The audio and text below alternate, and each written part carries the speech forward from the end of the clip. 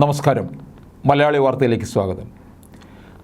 അയോധ്യയിൽ നടക്കാൻ പോകുന്ന ശ്രീരാമ പ്രതിഷ്ഠ കേരളത്തിലും രാഷ്ട്രീയമായി ചലനങ്ങൾ ഉണ്ടാക്കുമെന്നാണ് വിലയിരുത്തൽ.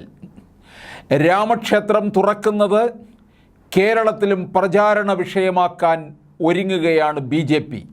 കേരളത്തിൽ നിന്ന് ചലച്ചിത്ര നടൻ മോഹൻലാലും സുരേഷ് ഗോപിയും അടക്കം 50 VIP-കളെ ചടങ്ങിലേക്ക് ക്ഷണിച്ചിട്ടുണ്ട്.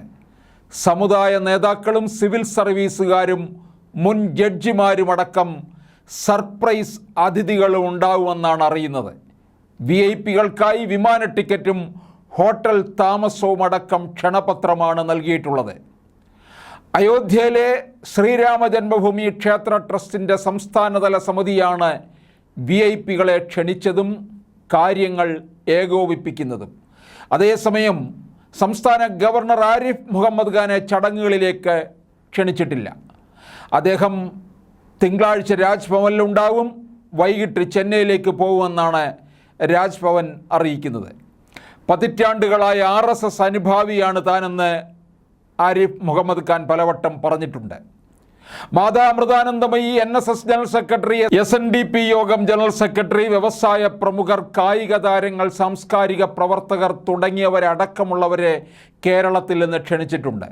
അമൃതാനന്ദമയി മഠത്തിലെ അമൃത സ്വരൂപാനന്ദ, സ്വാമി ചിദാനന്ദപുരി എന്നിവരടക്കമുള്ള സന്യാസിമാർ, ശിവഗിരി മഠത്തിലെ സന്യാസിമാർ, 1949 രാമക്ഷേത്രം ഭക്തർക്ക് തുറന്നുകൊടുത്ത അയോധ്യ ഉൾപ്പെടുന്ന ഫൈസാബാദ് കളക്ടറായിരുന്ന KK നായരുടെ ചെറുമകൻ സുനിൽ പിള്ള, വിജി-തമ്പി, PT ഉഷ, പത്മശ്രീ കിട്ടിയ MK കുഞ്ഞോൽ, വയനാട്ടിലെ ആദിവാസി നേതാവ് KC പൈതൽ തുടങ്ങിയവർ VIP പട്ടികയിൽ കേരളത്തിൽ നിന്നുള്ളവരാണ്.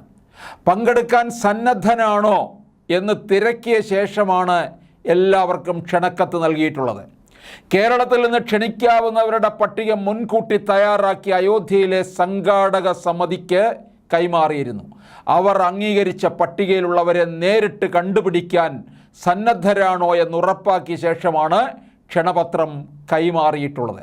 അയോധ്യയിലെ ചടങ്ങുകൾ കേരളത്തിൽ നിരവധിയിടത്ത് വലിയ സ്ക്രീനിൽ കാണിക്കുന്നുണ്ട്.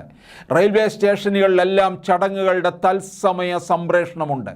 TV ചാനലുകളെല്ലാം ചടങ്ങുകൾ ലൈവായി കാണിക്കും. BJPയുടെ നേതൃത്വത്തിൽ സംസ്ഥാനത്ത് പലയിടത്തും ആഘോഷ പരിപാടികളും സംഘടിപ്പിച്ചിട്ടുണ്ട്.